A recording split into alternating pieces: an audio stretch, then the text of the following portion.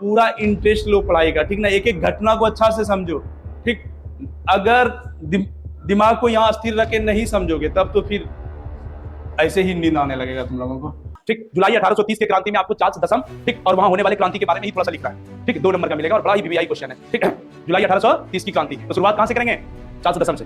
लिखेंगे कि जुलाई 1830 यानी 1830 में क्रांति जो वहां फ्रांस में हुआ वो इसीलिए क्योंकि जो चार्ल्स दशम राजा था वो बड़े ही निरंकुशवादी अत्याचारी किस्म के थे, ठीक। और अपने ही विचारधारा पर चलने वाले एक नए व्यक्ति पॉलगिनेक को उन्होंने अपना प्रधानमंत्री बनाया, जो ये भी घोर प्रतिक्रियावादी थे, निरंकुशवादी थे, ठीक। चार्ल्स पॉलगिनेक ने आके क्या किया? समान नागरिक कानून संहिता जो थी उसको खत्म कर दिया, और इससे जो है लोगों में और ज्यादा आक्रोश पैदा हो गया, गुस्सा पैदा हो गया, ठीक। लेकिन तभी बता रहा है कि चार्ल्स दशम ने 4 अध्यादेश जारी किए जो कहता है कि उदारवादियों का और गला घोटने का कार्य किया इसने। क्या गला घोटने का कार्य किया, ठीक। अंततः लोगों को रहा नहीं गया, इसके खिलाफ विद्रोह शुरू कर दिया 28 जून से। कब से? 28 जून से, ठीक। और इस तरह से 1830 के अंत तक जो है चार्ल्स दशम को भागना पड़ गया, ठीक। और वहां पर एक नए राजवंश का उदय हुआ, आर्गियन वंश, जिसके शासक लुई फिलिप को बनाया गया। इतना सा चीज इसमें लिखना है, ठीक ना। जुलाई 1830 की क्रांति, ये एग्जाम में 2 नंबर का पूछता नहीं। जुलाई 1830 के क्रांति, एक तो पहले पूछ देता है कि जुलाई 1830 की क्रांति से आप क्या समझते हैं, एकदम इंपॉर्टेंट का अभी बार पूछा गया। और दूसरा 1830 की क्रांति का क्या प्रभाव पड़ा, 2 क्वेश्चन अलग अलग रहता है, ठीक ना। और दोनों में से कोनो एक पूछिए देता है, ठीक। इस बार का जो एग्जाम होगा तो देखना तुम लोग क्वेश्चन उल्टा करके, हमको लगता है इस चैप्टर अगर इसके पहले तक तुम लोग पढ़ लिया तो सब ठो जवाब दे दोगे नहीं। तो अब समय आ गया किसका? जुलाई 1830 की।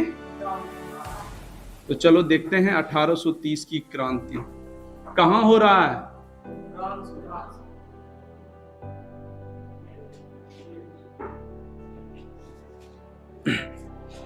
राजा कौन बन गया? चार्ल्स दशम। राजा का नाम? हाँ, इसको नहीं बोल सकते हैं, इसको याद रखेंगे तभी तो।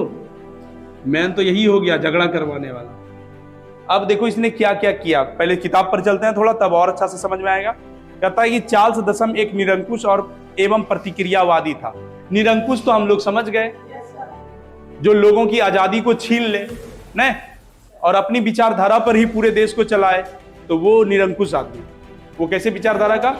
लोगों के ऊपर अत्याचार करे, आम जनता से जो है ना जबरदस्ती तरह तरह के लगान वसूले, तो वो सब निरंकुशवादी। वो सब क्या?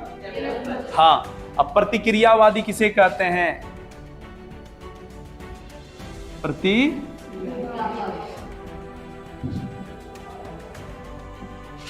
प्रतिक्रियावादी यानी अच्छे शासन व्यवस्था को खत्म करके फिर से पुराना यानी बुरा शासन व्यवस्था को लाने की चेष्टा करना, ठीक ना, उसी विचारधारा पर काम करना, वो प्रतिक्रियावादी।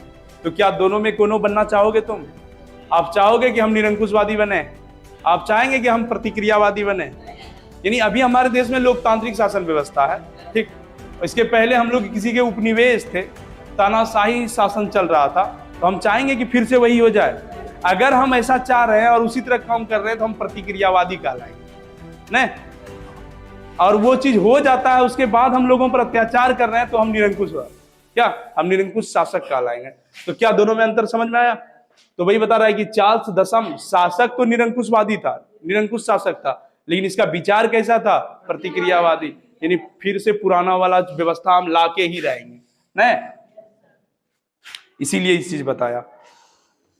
फ्रांस में उभर रहा राष्ट्रीयता और जनतंत्रवादी भावना को दबाने का कार्य किया। फ्रांस में जो राष्ट्रीयता की भावना उभर रही थी, लोगों में जो एकता आ रहा था, उस सब को खत्म करने का काम किया। किसने? चार्ल्स दशम।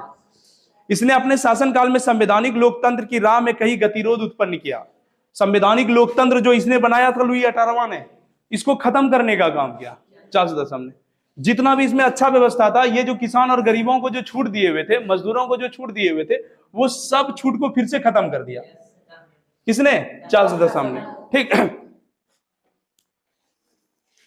इसने अपना एक प्रधानमंत्री बनाया। चार्ल्स दशम ने एक व्यक्ति को प्रधानमंत्री बनाया। प्रधानमंत्री का नाम था पॉलगिनेक। क्या नाम था? तो चार्ल्स दशम ने अपना प्रधानमंत्री किसे नियुक्त किया? पॉलगिनेक को। देखो प्रधानमंत्री बनाया। अब बता रहा है कि देखो जिसको प्रधानमंत्री बनाया, देखो एक शासक, एक राजा जो है ना, सारा काम अपने से नहीं करता है, वो प्रधानमंत्री से करवाता है। नहीं तो सब इसी से करवाया। अब ये कैसा व्यक्ति था, इसको भी देख लेते हैं।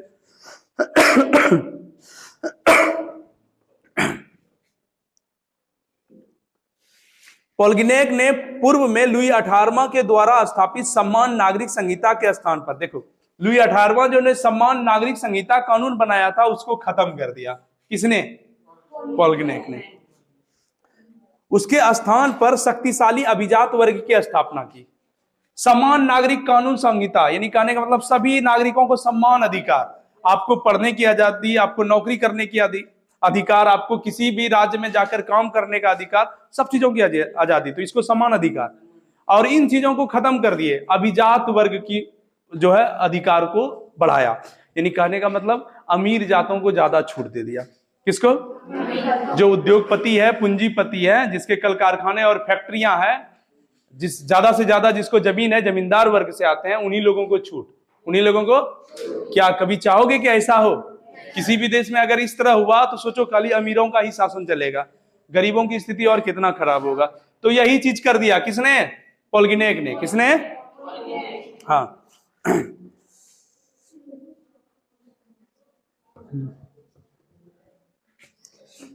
शक्तिशाली अभिजात वर्ग की स्थापना की और उसे विशेष अधिकारों से विभूषित करने का प्रयास किया।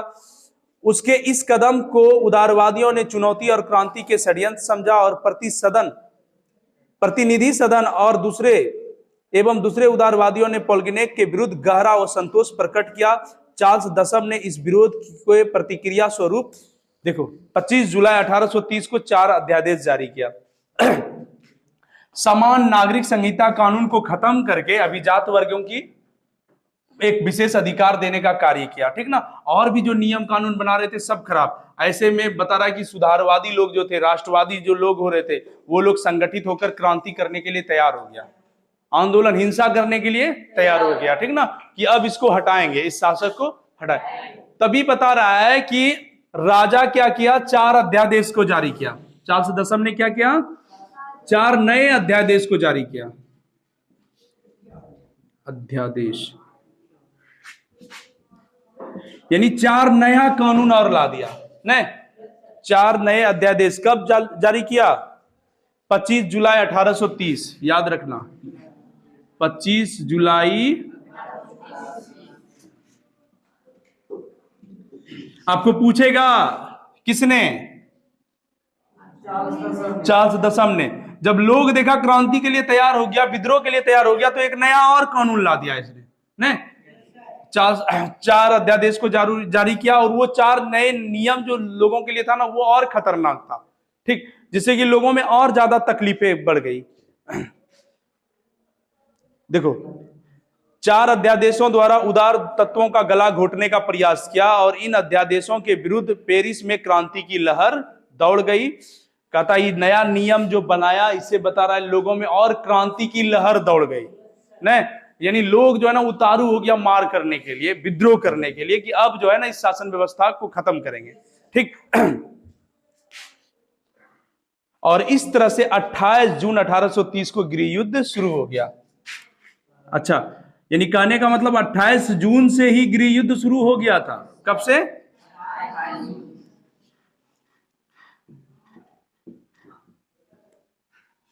गृह युद्ध हो गया था और इसके बाद जो है ना 25 जुलाई को ये जो है अध्यादेश जारी करता है। कब? 25 जुलाई 1830 को।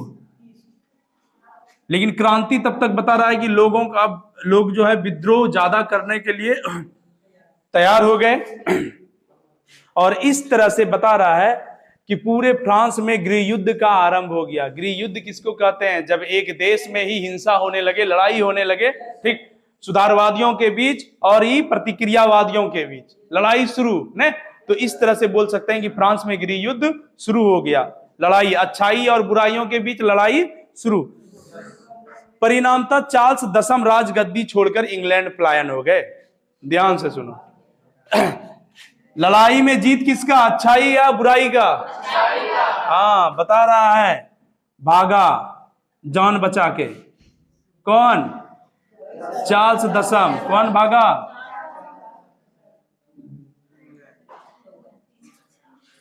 इसको लग गया कि बेटा अब जो है ना हमको भी फांसी पे लटका देगा ये लोग, इसके पहले ही यहां से निकलो। कहा? इंग्लैंड। कहा? इंग्लैंड भाग गया। कहा के? तो इस तरह से बुर्बो वंश का फ्रांस में अंत हुआ और नया शासक जो बना वो आर्लियंस वंश का। किस वंश का? हाँ, आर्लियंस वंश का एक नया शासक बना जिसका नाम था लुई फिलिप। क्या नाम था? नया राजा कौन? इसके पहले कौन? ठीक, जुलाई 1830 के क्रांति में आपको चार्ल्स दशम, ठीक, और वहां होने वाले क्रांति के बारे में ही थोड़ा सा लिखना है। ठीक, 2 नंबर का मिलेगा और बड़ा ही वीवीआई क्वेश्चन है। ठीक, जुलाई 1830 की क्रांति, तो शुरुआत कहां से करेंगे? चार्ल्स दशम से। नहीं, लिखेंगे कि जुलाई 1830 की, यानी 1830 में क्रांति जो वहां फ्रांस में हुआ वो इसीलिए क्योंकि जो चार्ल्स दशम राजा था वो बड़े ही निरंकुशवादी अत्याचारी किस्म के थे। ठीक, और अपने ही विचारधारा पर चलने वाले एक नए व्यक्ति पॉलग्नेक को उन्होंने अपना प्रधानमंत्री बनाया। नहीं, जो ये भी घोर प्रतिक्रियावादी थे, निरंकुशवादी थे। ठीक, चार्ल्स पॉलग्नेक ने आके क्या किया? समान नागरिक कानून संहिता जो थी उसको खत्म कर दिया। नहीं, और इससे जो है लोगों में और ज्यादा आक्रोश पैदा हो गया, गुस्सा पैदा हो गया। ठीक, लेकिन तभी बता रहा है कि चार्ल्स दशम ने 4 अध्यादेश जारी किए जो कहता है कि उदारवादियों का और गला घोटने का कार्य किया। इसने क्या किया? गला घोटने का कार्य किया। ठीक, अंततः लोगों को रहा नहीं गया, इसके खिलाफ विद्रोह शुरू कर दिया 28 जून से ही। कब से? 28 जून से। ठीक, और इस तरह से 1830 के अंत तक जो है चार्ल्स दशम को भागना पड़ गया। ठीक, और वहां पर एक नए राजवंश का उदय हुआ, आर्लियंस वंश, जिसके शासक लुई फिलिप को बनाया गया। इतना सा चीज इसमें लिखना है। ठीक ना? नया शासक कौन बना? Louis Philippe. तो क्या लिख पाओगे? यही चीजों को एकदम अपने से अब लिखने का कोशिश करना है। एक बार जाकर फिर से किताब को पढ़ना है। ठीक, और फिर तुमको कोशिश करना है एकदम लिखे हम अपने से, जुलाई 1830 की क्रांति। ठीक, अब थोड़ा सा देख लो, कहता है कि जैसे ही फ्रांस में क्रांति हुआ, दूसरा क्वेश्चन यही पूछ देता है 1830 की क्रांति का प्रभाव। क्या क्वेश्चन आता है? क्रांति का क्या प्रभाव पड़ा? कहां? यूरोपीय देशों में। कहां? अब देखो, जैसे ही फ्रांस जब भी कोई अच्छा चीज करता था, फ्रांस या किसी भी देश में अगर कोई अच्छाई, नए चीजों का निर्माण होता है तो लोग उसको पसंद करते हैं। लोगों के लिए अगर वो उपयोगी हो तो लोग अपने देशों में भी सोचता है कि इस चीजों को लागू करवाएं। क्या चाहता है कि नहीं? तो जब फ्रांस में इस प्रकार की क्रांति हो रही थी, ये जो मेटरनिक है ये तो सब देशों में ही ना वही चाह रहा था, तो इसका असर बता रहा है कि दुनिया के और भी देशों में पड़ रहे थे। ठीक ना? तो देखते हैं पहले यूरोप के कौन कौन से देश, तो सुनोगे इसके प्रभाव। अभी नहीं, मरेगा, भागेगा। इस प्रकार जुलाई की क्रांति से इस बात की सूचक थी कि देश में कट्टर राजसत्तावादियों का प्रभाव कम हो रहा था। कह रहा है कि ये 1830 की क्रांति से ये पता चलता है कि देश में कट्टर जो राजसत्तावादी सब नेता था उसकी संख्या अब क्या हो रहा है? तो ये कहां की क्रांति से? हाँ, फ्रांस की क्रांति से। ठीक, और ये सब आपको प्रभाव बता रहा है। मध्यम वर्ग और लोक संप्रभुता के सिद्धांत को आगे बढ़ाया गया। इस क्रांति ने फ्रांसीसी क्रांति के सिद्धांतों को पुनर्जीवित किया। वियना कांग्रेस के उद्देश्य को निर्मूल सिद्ध कर दिया। वियना में जो ये लोग बैठ के बात किया था उस चीजों को निर्मूल नहीं, यानी जो ये सोचा था, जो विचार इसका था, उसको खत्म करने का काम किया 1830 की क्रांति ने। और क्या हुआ? इसका प्रभाव बता रहा है कि संपूर्ण यूरोप पर पड़ा। इससे जागरूकता इटली पर भी, जर्मनी पर भी, ऑस्ट्रिया पर भी और भी देशों पर पड़ा, यूनान सब में भी पड़ा। लोगों में देशभक्ति की भावना और ज्यादा बढ़ गया। अब मान लो कि हमारा ही देश आजाद हुआ, हमारे ही देश में कई समाज सुधारक हुए, तो ये सब कहां से? दूसरे देशों के इतिहास को पढ़ करके, देख करके। नहीं, वहां जब इस तरह की घटना, हमसे भी पहले कई, हमारे देश से भी पहले कई देश स्वतंत्र हुआ। नहीं, वहां भी ऐसे ही कुछ नेतृत्वकर्ता लोग आगे बढ़ा, कुर्बानियां दिया, देश के लिए जान दिया।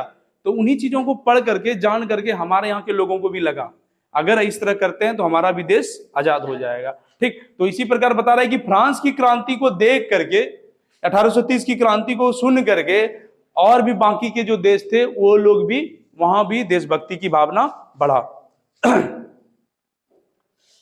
राष्ट्र में राजनीतिक एकीकरण, संवैधानिक सुधार और राष्ट्रवाद के विकास का मार्ग प्रशस्त हुआ। इटली और जर्मनी का एकीकरण, यूनान, पोलैंड, हंगरी तत्कालीन व्यवस्था के प्रति राष्ट्रीयता के प्रभाव के कारण आंदोलन खड़े। कहता है कि चाहे वो यूनान रहे, इटली रहे, पोलैंड रहे, हंगरी रहे, सब जगह पर आंदोलन होने लगा इसी को देख करके, ठीक। और आगे चलकर फ्रांस में लुई फिलिप के खिलाफ भी आवाज उठने लगी, जिसने फ्रांस में एक और क्रांति की पृष्ठभूमि तैयार की। अब बता रहा है लोगों ने मिलकर इसको चुना था, लुई फिलिप को, लेकिन कहता है कि किसी भी व्यक्ति को अस्थायी रूप से अगर सत्ता मिल जाता है ना, तो उसका वो दुरुपयोग करने लगते हैं। यही चीज हुआ इसके साथ। इसको शासक तो बना दिया, लेकिन ये अस्थायी शासक बन गया, और कुछ दिनों के बाद ये जो ना मनमानी करने लगा, ये भी पुनः यही रास्ते पर आ गया। ये भी अमीरों को दोस्त बना लिया, ठीक। देश के लिए कोई अच्छा नीति कानून व्यवस्था पर काम ही नहीं कर रहा था, देश गरीबी की ओर जा रहा है, इसको कोई मतलब ही नहीं था। ऐसे में लोगों ने पुनः प्लान बना लिया कि इसको भी अब हटाओ, नहीं तो इसको हटाने के लिए जो पुनः क्रांति होगा वो 1848 की क्रांति होगा। कौन सा? तो आगे दूसरा क्रांति 1848 किसके खिलाफ? लुई फिलिप किस वंश का? आर्लियंस। 1830 की जो क्रांति हुई वो किसके खिलाफ? चार्ल्स दशम के खिलाफ। चार्ल्स दशम ने अपना प्रधानमंत्री किसे बनाया? पोलगिनेक। क्या? हम चाहेंगे कि तुम लोग बहुत अच्छा से ये तीन चीजों, पहले क्वेश्चन लिखो। फर्स्ट क्वेश्चन, राष्ट्रवाद से आप क्या समझते हैं?